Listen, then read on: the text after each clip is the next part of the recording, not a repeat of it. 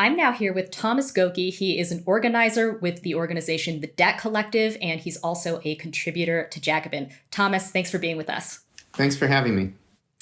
So, of course, in the world of student debt and student loans, last week the big news was that the Biden administration announced it would cancel up to $10,000 in federal student loan debt for borrowers and up to $20,000 for Pell Grant recipients. As I mentioned, you're part of the group The Debt Collective, which has been organizing around the issue of student debt, in addition to kind of other forms of debt for basically the last decade.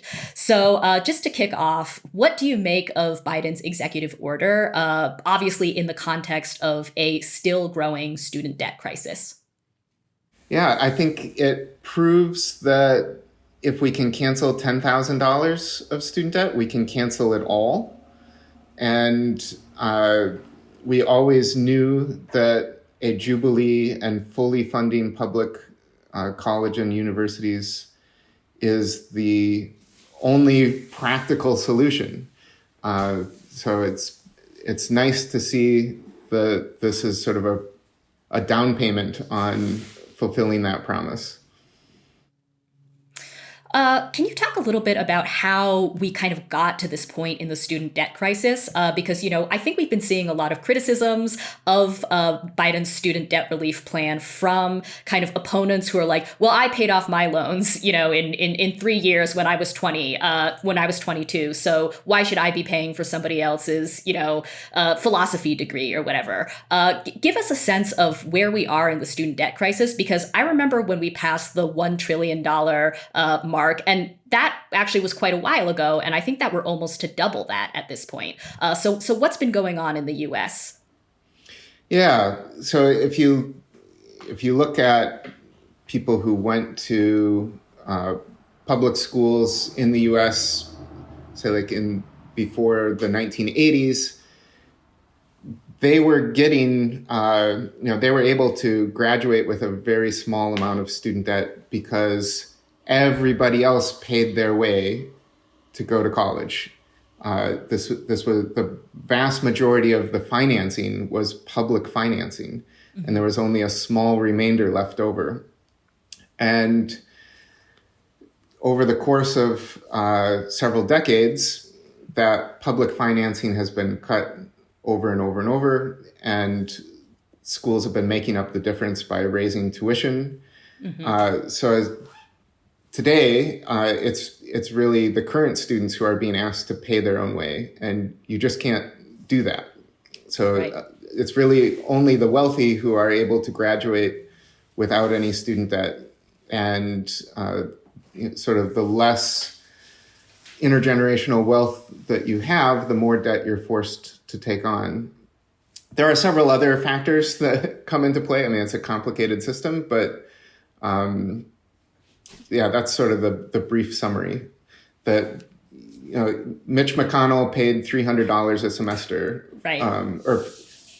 And he was the beneficiary of socialism, but in his own mind, he paid his way. Nobody helped him out, and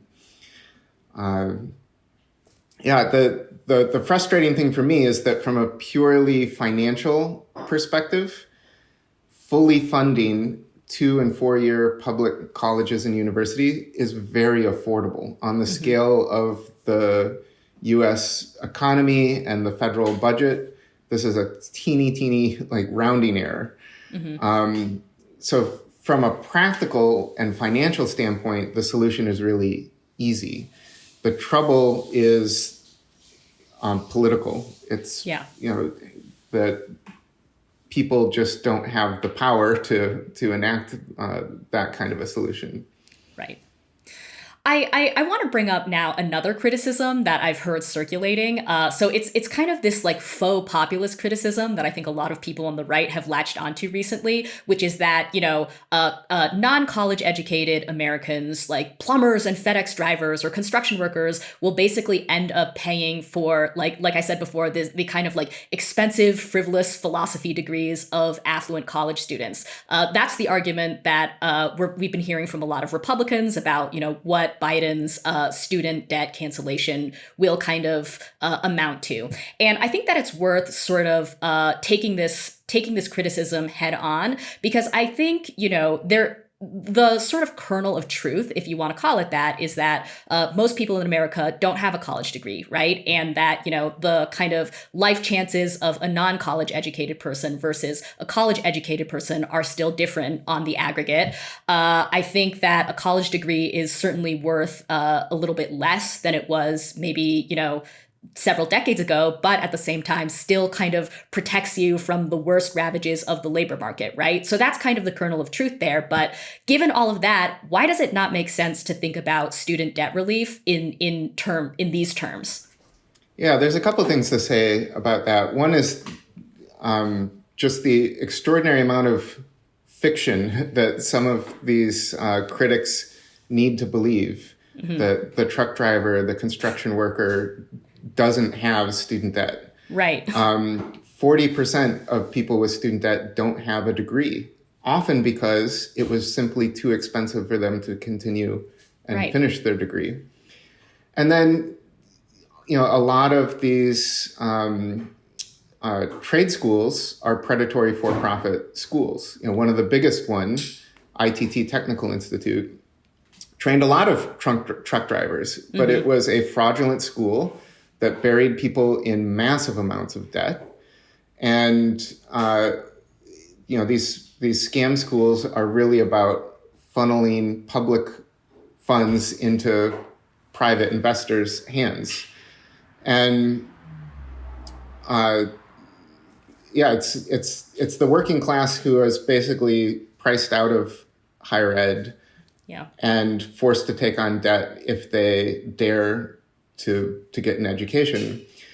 The thing that is really frustrating to me is that people don't adequately understand how we currently finance higher education. A significant portion of it is done through the back door, through the tax code, where it really is the working class who are shouldering a larger portion of the tax burden to provide hefty tax breaks for rich kids to go to Ivy League schools.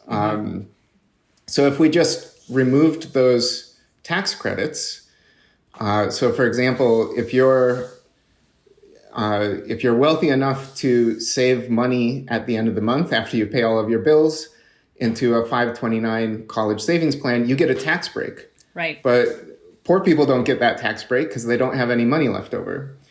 So if we just eliminated those tax breaks and spent that money directly on fully funding public education, working class people could get the same high quality education without going into any debt. So I think the final question I want to ask you is Biden's executive order obviously didn't come out of nowhere. Now, that said, it was very rare to find a mainstream politician who was talking about student debt, 10, 15 years ago. Now, obviously, that has changed a lot over the last several years. And, I think that the Debt Collective and other organizers around the topic of student debt have played a major role in that. So what has the work of the Debt Collective and, again, other organizers around this issue looked like up until this point? And then, of course, what's next in terms of, debt relief organizing? Yeah, the Debt Collective really kicked this off in 2015 by organizing a student debt strike among former students who attended for-profit schools like ITT Tech, like Corinthian College Incorporated, like Art Institute. Students who refused to pay their student loans until the Obama administration started enforcing the laws that had never been enforced before because they protect poor people. It took us 7 years, but earlier this summer, all Corinthian student debt is being wiped out. It's like 500,000 people, almost $6 billion worth of student debt. And then just last month, most ITT Tech debt got canceled. But that really put us on the path to researching and understanding the existing legal authority to cancel student debt, and that Congress has already authorized the secretary to cancel as much student debt as they want. So there's no reason that Biden couldn't have canceled it all. That's what justice would require. And there's no reason we can't do this again as many times as it takes until we fully fund college for all. Now, the Debt Collective has been doing a lot on student debt, but we also are tackling medical debt, carceral debt, housing debt, payday loans, and things like that. So I think this sort of juices our desire to cancel all of these other types of debt. We've got really interesting projects in California. Right now, there's a wave of evictions happening in California. We've created a tenant power toolkit that makes it as simple as it possibly can be to file a defense to an eviction, to sort of halt it in its tracks, and to link people up with local tenant rights organizations and legal support. We're also fighting bail debt in California. We think that if we can reach the people who are impacted and file the right paperwork, that we can just cancel a large amount of bail debt. But ultimately, the solution here, the solution to medical debt is Medicare for all. The solution to student debt is college for all. Right. So we've got that on the horizon, and I feel like we've accomplished a lot of things that people told us were impossible. And so I'm hoping that people can see more clearly how actually winning Medicare for all, actually winning college for all, these are possible winnable fights. Mm-hmm. Well said. All right, Thomas Gokey, again, is an organizer with the Debt Collective, and we will link that down below. Thomas, thanks so much for your time. Thanks for having me. If you like this video from The Jacobin Show, please hit like and subscribe and share with your friends. Thanks.